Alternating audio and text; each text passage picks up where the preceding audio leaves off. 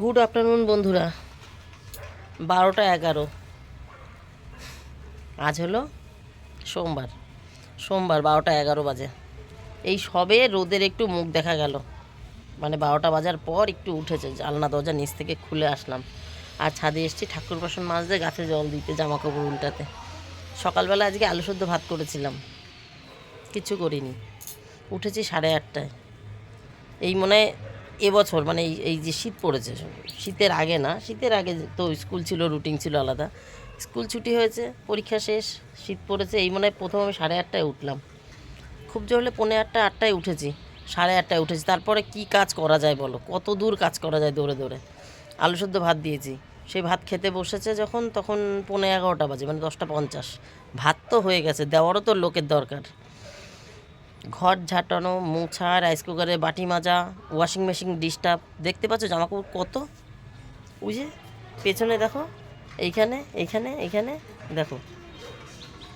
আজকে ওয়াশিং মেশিনে একবারেই কাচতে দিয়েছি, মানে আমি কেচে দিয়েছি, ওয়াশিং মেশিন তো শুধু স্পিন করে। আর দ্বিতীয়বারেরটা আমি কেচে, আমি ধুই, আমি চিপে মেলে দিয়েছি। দুবার ওয়াশিং মেশিনের জন্য ওয়েট করতে পারছিলাম না। মেলে দিয়ে ঘর মোছা, দুনিয়া সব সেরে, গা হাত পা ধোয়া, ফুল তোলা, এই ঠাকুরের জায়গা মোছা, তারপরে নিচে গিয়ে ভাতটা দিয়েছি। যাই হোক, এখন ভদ্রলোক বলছে যে আলু শুদ্ধ ভাত দিচ্ছিস, তাও 11টা বাজে, কি করা যাবে। এখন আমি কিচ্ছু বলার নেই, আমি উঠেছি লেটে। যদি ওইটা 8:30টায় না উঠে 7:30টায় উঠতাম, তাহলে ওইটা তখন 11টা বাজতো না, তখন ওটা 10টা বাজতো, তা আমারই দোষ, আমি চুপ করেই থাকলাম। তো ভদ্রলোক খেয়ে চলে গেছে অনেকক্ষণ আগেই। তারপরে আমি কিছু পাম্প অফ করেছি, ভুলে গেছি, দেখেছো? পাম্প চালিয়ে দাঁড়িয়েছিলাম, মানে পাম্প চালিয়ে ঘরের কাজ গুছাচ্ছিলাম, দেখি তো অফ করেই এসছি মনে হয়, অফ করেই এসছি মনে হয়, ভুলে গেছি। পাম্প চালিয়ে দিয়ে ডাল হবে, ডাল ধুয়েছি। ধনেপাতার বড়া হবে, ফ্রিজ থেকে ধনেপাতা বার করেছি। আম ডাল হবে, আম বার করেছি। যে বাটিতে বাটিতে রাখবো, স্যালাড হবে, লেবু কাটা হবে, সেই বাটি বাটি বার করেছি। এই সব গুছাচ্ছিলাম পাম্পটা চালিয়ে দিয়ে। তারপরে আর দাঁড়াতে ভালো লাগছে না আমার, ওগুলো গুছানো হয়ে গেছে, কোটা কাটায় হাত দিতে পারছি না। হাত দিলে অর্ধেক কুটে কেটে আসবো না। আমি যে একবারে ছাদের থেকে গুছিয়ে আসি, একটু রোদও উঠেছে, গায়ে একটু রোদে লাগবে। সকাল থেকে তো দৌড়োদৌড়ি করে শুধু জলেরই কাজ। শুকনোর কাজ একরকম, বুঝলা? তা কিন্তু শুকনোর কাজে তো পয়সা ইনকাম হয়, বাড়িতে বসে জলের কাজে পয়সা ইনকাম হয় না বন্ধুরা। যাই হোক, তো এখন পয়সা যখন ইনকাম হয় না, সেটা তো আর কাজের মধ্যে পড়া যাবে না, সে কথা বাদ। এখন ওই সব সেরে সুরে আসলাম, যে যাই একটু রোদেও বসা হবে, একটু জামা কাপড় উল্টে ঠাকুর বাসনটা মেজে আসি, গিয়ে রান্না করব। ওই তো বললাম, ও তার মধ্যে সকালবেলা ভদ্রলোক লাউ শাক আর কুমড়োর ফুল নিয়ে এসছে, কুমড়োর ফুলের বড়া খাবে। এদিকে আমার ওই বাড়িতে শোকেসটা নিতে পারছি না, শোকেসটা নিতে বলেছে। শোকেসটা খালি করার, খালি একটা শোকেস টান দিয়ে নিয়ে যাওয়া, আর ভরা শোকেস খালি করে তাকে নিয়ে যাওয়া। আর শুধু শোকেস খালি করা তো সমস্যা না, শোকেসটা যদি খালি করতে হয়, তাহলে তার যেই শোকেসটা টানবো পেছনটার কী অবস্থা, ধুলোবালি ঝুলকালি থাকবেই, সেটাও তোমার পরিষ্কার করতে হবে। যখন নিয়ে যাবে, আমার সিঁড়িতে তো শাড়ি কাপড় খোলা রয়েছে, শীতের জামা কাপড়ই দেখো তুমি, একটাও এক্সট্রা কাচিনি, সব পরা জামা কাপড় গতকাল থেকে এই পর্যন্ত, মানে গতকালকের যা পরা সব সেগুলো কেচে দিয়েছি, তাই কাচতে পারছি না। তাহলে আমি ওই এক্সট্রা যেগুলো এদিক ওদিক পরে পরে গেছি আর সিঁড়ির উপরে খুলে রেখেছি, সেগুলো কখন ধুয়ে দেবো? তা সব রয়েছে, তাতে গায়ে বাঁধবে, সেগুলো সরাতে হবে, গুছাতে হবে। বললাম আর শোকেসটা টান দিয়ে বার করলাম, তো বললে হবে না। তারপরে আবার বলবে তাহলে তুই পারছিস না যখন, তাহলে দেয়াল ফুটো করে টিভিটা লাগিয়ে দিই। টিভিটা তো আমি দেয়াল ফুটো করে লাগাতে দেবো না, সেটা গতকালকে ভিডিওতেই বলেছি। আমি শোকেসের উপরেই রাখবো, ভবিষ্যতে ফুটো করবো, সে সময় আলাদা পেছনটায় কাঠ লাগিয়ে নেবো। সে যাই হোক, এখন কখন কোনটা করব জানি না। আজকে আবার সোমবার, বাচ্চাদের ডাক্তার আছে, তাকে আবার 2:45-3টের মধ্যেই খেতে দিতে হবে। চলো কাজ শুরু করি, কথা বললে তো কথা শেষ থাকবে না। কত কথা, কত কাজ। কাজ শুরু করি, তারপর যা হয় হবে, যতদূর যা হয় হবে আর কি। 12টা 36, ঠাকুর বাসন মাজলাম আর জামা কাপড় জায়গায় উল্টে দিলাম। এই করলাম না বন্ধুরা, গাছে জল দিইনি, বিকালে দেখা যাবে। রান্না শুরু করি, 12:30টা বেজে গেছে। 1:40 বন্ধুরা। দেখো রান্না বান্না আজকে, দাঁড়াও, হ্যাঁ, আজকে কতার লেবু কাটিনি, গতকালকের কাটা। দেখো 2 টুকরো আপেল, 3 টুকরো শাকালু, একটা কলা, এই রেখেছি ফল হিসাবে, স্নানের আগে খাবে। আর সঙ্গে স্যালাডও, এই যে সঙ্গে স্যালাড, এটা তো দুপুরবেলা খায় ভাতের সঙ্গে। এই যে ধনেপাতার বড়া করেছি, এটা ধনেপাতার বড়া না, আজকে ধনেপাতা আর কুমড়ো ফুল দুটো একসঙ্গে করে দিয়েছি, আলাদা করে করিনি, একসঙ্গে ধুয়ে কুচিয়ে দিয়েছি। কুমড়ো ফুলগুলো কীরকম ভাঙা ভাঙা হয়ে গেছিলো, তো ও গোটা গোটা করার মতন পরিস্থিতি ছিল না। আর এখানে দুটো আপেল কেটে রেখেছি। এখানে এই যে আম দিয়ে টক ডাল হয়েছে, এটাই সবেই নামালাম। আর গতকালে একটা তরকারি করেছিলাম আলু বেগুন সিম বড়ি দিয়ে, সেটা গরম বসিয়েছি, চলো দেখাই। এই দেখো সকালে লাউ শাক এনেছিল, আর কুমড়ো ফুলের বড়া করলাম। এই যে কুমড়ো ফুল তো দেখাতে পাচ্ছি না, এই দেখো ডাঁটি, সব সবজির খোসা এক জায়গায় গুছানো হয়ে গেছে। ফুল খুব খারাপ হয়ে গেছিলো। এই যে গতকালকের তরকারি, এটা কেউ খায়নি, ছোট্ট করে একটু তরকারি করেছিলাম। আরে হ্যাঁ, যে দেখা গেছে, এই যে ছোট্ট করে অল্পটি তরকারি করেছিলাম, সেই ধরা ছিল। গতকাল তো আলুর পরোটার, এই দেখো এই বাটি, এইটুকুনি বাটির তরকারি, আবার এটাতেই নামিয়ে রাখবো। ওই আলুর পরোটা আর মাংস খেয়েছে, এই তরকারি টরকারি কেউ খায়নি, কেউ তো আমি আর কর্তা খাইনি, রয়ে গেছে। একটু গরম করে নিলাম, আজকে এই রান্না বান্না। গতকালকে রান্না শেষে চিমনি দেখতে গেছিলাম, চিমনির লোক এসছে, ফোন করেছে, কর্তাকে ফোন করলাম, কর্তা দোকানে নেই। দোকানে যদি থাকতো তাহলে উনি দরজা খুলে, এই নতুন বাড়ির আর কি ঘর খুলে চিমনিটা রেখে আসতে পারতো। এবার আমাকে ফোন করেছে, আমি বললাম যে কর্তা তো দোকানে নেই, তাহলে আমি যাচ্ছি, এই তরকারিটা নামিয়ে যাবো। ওনাকে ফোন করে বললাম আপনি 2 মিনিট দাঁড়ান, আমি আসছি। বললো আচ্ছা ঠিক আছে, কোনো অসুবিধা নেই ম্যাডাম, আপনি আসুন। তো গিয়ে দরজা খুলে দিয়ে আসি। মেয়েকে বললাম তুই একটু ঘরটা ঝাড় দে, আমি এসেই তাহলে গ্যাস মুছবো, ভাইকে চান করাবো, বুঝছো।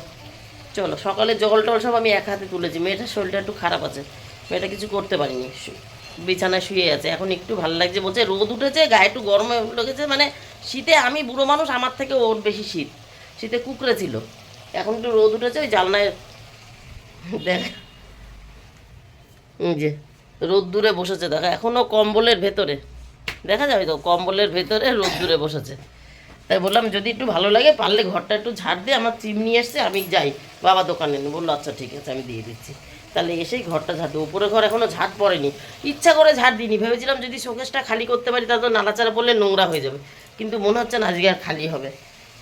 এসে ঝাড় দিয়ে দেবো, মানে পুজোর আগে ঝাড়টা তো দিতেই হবে। আমি চান করে পুজো দেবো, তার আগে ঘর ঝাড় দিয়েই নেবো। সেটা পরে দেখি, এটা নামাই আর চিমনির কাছে যাই। ওরা ভ্যান থেকে খুলছে, আমি এসছি দেখি কর্তাও চলে এসছে, মানে না আসলেও হতো আর কি। কি বাবারি, সাইকেল পড়লো একটা, অন্যায় সাইকেল বেঁধে গেছিল, এখনই পড়ে যাচ্ছিল।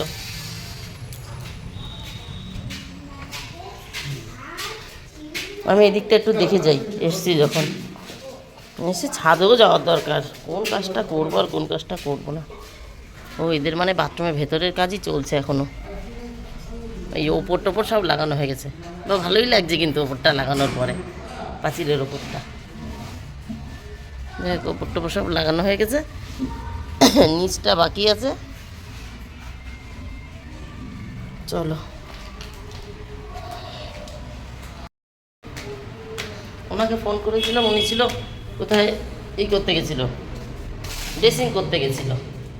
ফোন করলাম, বললাম দূরে আছি, আমি আসছি, দেখি চলে এসছে। ঘর কি ঠান্ডা, চারদিক বন্ধ তো, রোদ আসার জায়গা নেই, কি করবো তা কি জানি, শীতে ঠকাবো টক টক টক টক টক করে।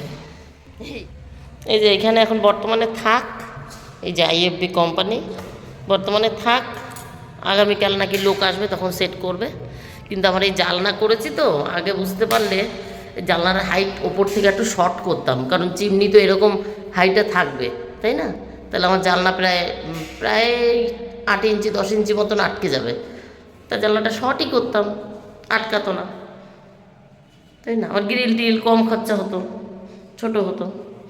চলো চলো বাবা। বন্ধুরা, ওই বাড়ির থেকে এসে ছেলেকে চান করিয়ে দিয়ে কর্তার খাবারটা বেড়ে রেখে চলে যাচ্ছি। আমি চান পুজো করে এসে তারপর ছেলে মেয়েকে খেতে দেবো। ছেলে মেয়ে বললো তুমি পুজো দিয়ে আসো, তারপরেই খাচ্ছি। তাই ভদ্রলোকে তো আবার ডাক্তার আছে, তাই ওনারটাই বেড়ে দিলাম। 2:59 বন্ধুরা, 3টেই বাজে। চান করলাম, ওই ওই বাড়ির থেকে এসে গ্যাস মুছলাম। মেয়েকে বলে গেছিলাম ঘরটা ঝাড় দিবি, এসে আমি গ্যাস মুছবো। ওই কুচিনা এসেছিলো, দৌড়তে দৌড়তে গেছিলাম আর কি। যাই হোক, ছাদ অব্দি আর যেতে পারিনি, গাছগুলো কী হয়েছে কেমন আছে কি জানি।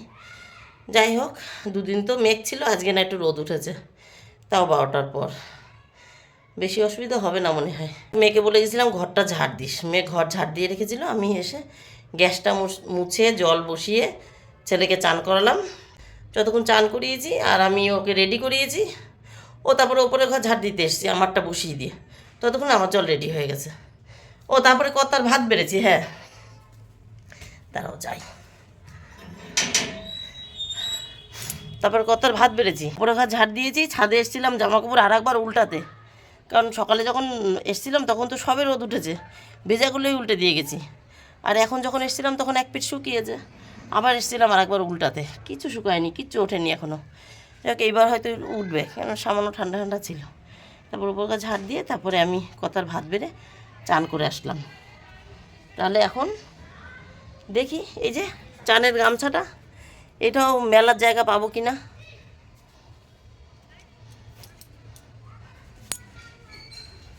এই যে এইটা মনে হচ্ছে একটু শুকিয়েছে, এইখানটাই গামছাটা দিয়ে যাই, এইখানটাই গামছাটা দিয়ে যাই। কিচ্ছু শুকায়নি, রোদই তো নেই। আমার যদি বাইরে একটু দড়ি থাকতো না টান টান করা, তাহলেও শুকাতো। আর শীতের জামা কাপড় না একটু মোটা মোটা ভার ভার, গরমে তো পাতলা পাতলা হয়, আর গরমের একটা তেজ থাকে আলাদা, ভাপেই শুকিয়ে যায় যদি রোদ না ওঠে কোনো কারণে। যাই হোক এইটা শুকিয়েছে, এখানে গামছাটা তো দিই। আর এই তো বন্ধুরা, তাহলে এখন চান হয়ে গেছে, কর্তাকে খেতে দিয়ে এসছি, গিয়ে পুজো দেবো নিচে নেমে, তারপর ছেলে মেয়েকে খেতে দেবো। এই তো হলো গল্প। তাহলে বন্ধুরা জামা কাপড় তুলি, পুজো দিই। Tata bye bye. আজকের মতন আমার গল্প এখানে শেষ। কুচিনার লোক আগামীকাল আসবে সেটিং করতে, তাই বলে গেল। তাহলে আগামীকালও সকাল সকাল রান্নাবান্না করে যেতে হবে ওই বাড়ি। আর আলমারি পরিষ্কার করেও হয়েছিলাম, আলমারি পরিষ্কার করতে পারিনি। হ্যাঁ, গল্প শেষের আগে এই কথাটা বলে নিই, আলমারিটা খালি করতে চেয়েছিলাম, আলমারিটা খালি করতে পারিনি। কর্তাকে বললাম দেখো এইভাবে হবে না, তোমার এই আজকেই খালি করতে লাগবে। আর আমার তো এইদিকে কাজ রয়েছে, শীতের বেলা পেরে উঠছি না, তার থেকে তুমি দেয়াল ফুটো করো। তারপরেও একটা কথা, গতকাল যখন টুকটুকিতে করে গেছিলাম ওই কুচিনা আনতে, তখন ওই টুকটুকির দাদা বলছে কি, আমার একটা বড় টিভি ছিল শোকেসের উপর লাগানো, ওনার বাচ্চাটার বোধ হয় এরকম 8-9 বছর বয়স, খেলতে খেলতে সে শোকেসে ধাক্কা দিয়েছে, টিভি আলগা টিভি যেহেতু স্ট্যান্ডের উপর রাখা ছিল, মেয়ের মাথায় পড়ে মেয়ে সেই হসপিটালে ভর্তির অবস্থা। তা ডাক্তার বলেছে দেখেন 4 ঘন্টা যদি বমি না হয় তাহলে কোনো চিন্তা নেই। তাই বলছে মেয়ে আমার ভালো আছে, একটু ব্যথা লেগেছে, একটু কেটে গেছিলো, ফুলে গেছিলো, কিন্তু কিছু হয়নি। তাই আমি সেই কথা শুনে তাই ভাবছি না, তাহলে পরে দরকার নেই, আমি কবে শোকেস নেব, আর তারপরে আমার শোকেসের ওপরে রাখবে, আমার ছেলেও ওই বয়সী, ধাক্কা মাক্কা দেবে কবে বলা যায় না, খেলতে খেলতে বাচ্চা ধাক্কা দিতেই পারে। তার থেকে বাবা আমার দেয়াল ফুটো হয় হোক। ভাবছিলাম দেয়ালটা ফুটো করব না, একবারে ওই যখন কাঠ লাগাবো, দেয়ালে কাঠ লাগাবো বলেছি না টিভির পেছনে, কাঠ লাগিয়ে কাঠের উপর দিয়ে ফুটো করব, তাই দেয়ালটা 2বার করে ফুটো হবে, তাই চিন্তা করেছিলাম। এখন চিন্তা করছি বাবা দরকার নেই, আমার দেয়াল 2বার ফুটো হয় হোক, তাহলে শোকেসটাও আমি ধীরে সুস্থে নিতে পারবো, আর আমি বিপদের হাত থেকেও মুক্ত থাকবো। টিভির দেয়ালের মধ্যেই সেট করা থাকবে, বুঝেছো? তাহলে তারা থাকবে না, নাহলে কর্তা রোজই বলবে হ্যাঁ তুই নিচ্ছিস না, রোজই আমাদের মধ্যে অশান্তি বাঁধবে। দরকার কি বাবা। টাটা বন্ধুরা, টাটা। হ্যাঁ, তোমরা সবাই ভালো থেকে সুস্থ থেকো, দেখা হবে নতুন একটা দিন নতুন একটা গল্পের সঙ্গে।